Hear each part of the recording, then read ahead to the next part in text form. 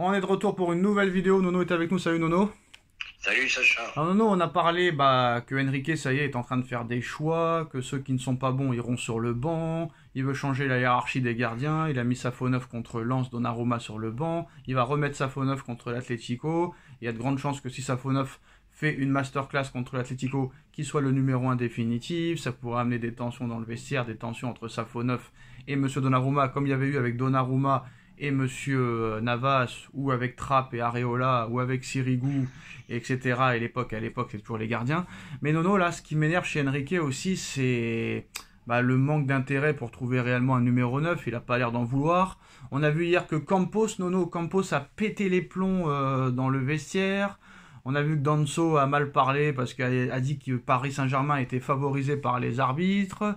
Et là, on voit que Luis Enrique commence à faire un petit peu du Pochettino, du Galtier, de Tourelle. Hier, il a dit qu'il était très content de ce qu'a réalisé le PSG. Et on est ravis de ce match avant la Ligue des Champions.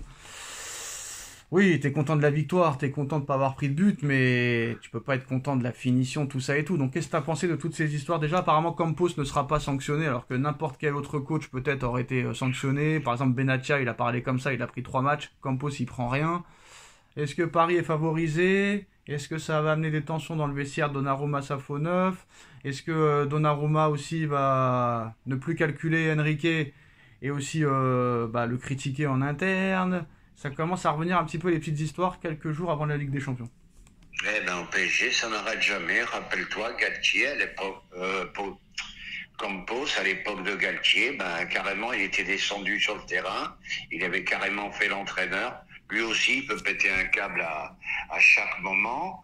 Bon, maintenant, l'affaire Donnarumma, Safonov, mais pour moi, c'est quand même une surprise. Et qu'est-ce que, comme tu as dit, il suffit qu'il fasse 2-3 bons matchs, une masterclass en Ligue des Champions. Et tu vas avoir le problème des gardiens. Est-ce que ça va infecter le vestiaire? Je pense que oui.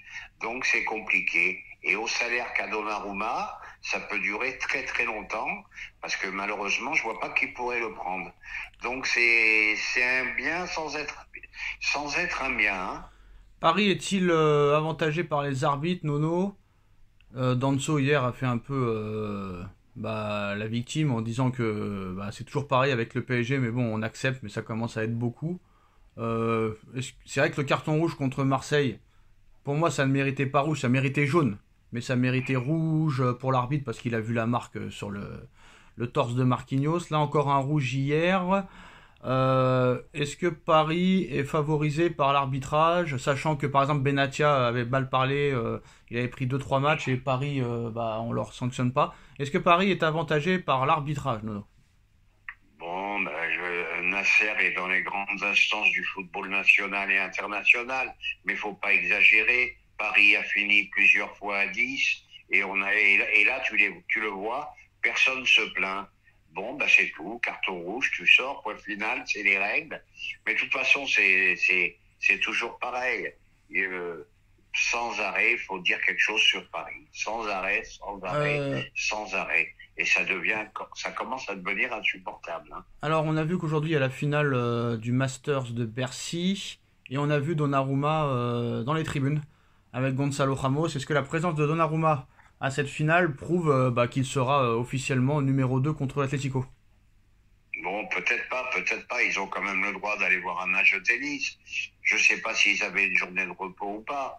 Bon, on a le droit d'aller voir un match de tennis. Bon, maintenant, on va vers un problème de gardien et je pensais que c'était fini au PSG, qu'on avait un numéro 1 définitif. Mais vu les boulettes qui nous a coûté Donnarumma, il y a un moment, il fallait peut-être prendre une décision. Mais je t'avoue que Safonov, il me fait pas grimper au rideau non plus, hein. Alors selon RMC, Luis Campos ne s'expose à aucune sanction après son échauffourée contre Sokoya ou Sokota, je sais plus comment il s'appelle, contre Lens. Mais très étrange quand même, Nono, quand on sait que par exemple Benatia a pris assez cher après le match contre Lyon. Eh là c'est juste. Normalement, il faut quand même sévir. Il doit rester dans son rôle de directeur sportif. Voilà. Voilà. Après, je voulais parler aussi des gros clubs qui galèrent. Nono, de toute façon, le foot est de plus en plus dur, hein. Le foot est de plus en plus dur. Donc, nous, au moins, on a continué à gagner, ça c'est bien. Mais on voit que City galère, on voit que Arsenal galère. Il y a d'autres équipes qui galèrent. On voit que Naples, leader de Serie A, en a pris 3 aujourd'hui. Bah, c'est plus comme avant, il y a 10 ans, où tu voyais qu'il y avait une hiérarchie. Et là, il n'y a plus vraiment de hiérarchie. Même Liverpool a eu beaucoup de mal hier. D'ailleurs, félicitations à Liverpool hein, d'avoir choisi Arne Slot, là, que je connaissais même pas, Nono. Je sais même pas d'où il sortait. Et 85% de victoire depuis son arrivée, même plus, 90%. Tu vois que des grands clubs restent des grands clubs quand même. Hein. Oui, les grands clubs, oh là là, je bégaye. Les grands clubs restent les grands clubs. Bon, ben Liverpool est d'extrême justesse hier. Arsenal et City qui passent à la trappe. Bon, ben City, je pense qu'il commence à y avoir une usure. 9 ans, Guardiola, ça commence à faire beaucoup. Bah c'est toujours pareil, non mais le jeu n'évolue pas. Le jeu n'évolue pas, donc les adversaires savent comment cette équipe joue. Ils se sont fait... Attention Nono, hein, on a oublié parce que là on a parlé de la défaite de City hier, mais on n'a pas parlé de la défaite de City mercredi en Coupe de la Ligue aussi, qu'ils ont été éliminés. Hein. Oui, avec Guardiola, ça commence à faire beaucoup. Bon, peut-être que le discours ne passe plus. Arteta, bon, bah, ça fait quand même pas mal d'années aussi. Bon, d'où ma surprise qu'on s'est fait humilier là-bas à Arsenal, je comprends pas. Bon, parce qu'attention, hein, ils ont été battus par Bournemouth, hein, City. Ouais. C'est pas le haut de tableau, Arsenal, Newcastle, encore, tout bien. Bon, voilà, c'est le nivellement des valeurs. Hein. Alors Nono, il manque cruellement d'un attaquant en attendant le retour de Ramos. Kolo Muani a été mis dans le placard depuis très longtemps. Ancien joueur du Paris Saint-Germain, Moise Kean est le meilleur buteur de Serie A cette saison, juste derrière Lookman, avec 8 buts. Lookman, c'est presque déjà 10 buts.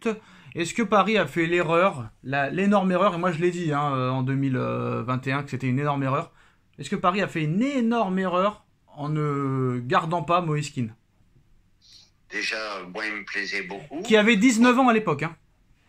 Oui, déjà moi il me plaisait beaucoup, mais sache une chose, t'as un entraîneur, tu l'aimes ou tu l'aimes pas, toute sa vie il a joué 109. Non mais je parle de l'époque, je parle de l'époque, je parle pas d'Enrique. Enrique il était pas là quand Moise Kean était là, je parle de, par exemple, c'était Pochettino, parce que comme il y avait Messi, Neymar, Mbappé devant, ils n'ont pas voulu le garder, Moise Kean, alors qu'il avait 19 ans, c'était l'avenir. On savait que Messi n'allait pas faire de vieux os à Paris, qu'il avait déjà 34 ou 35 ans, que Mbappé était toujours annoncé sur le départ, et que Neymar était blessé 8 mois sur 12. Donc, est-ce que c'est le départ de Leonardo qui a fait que...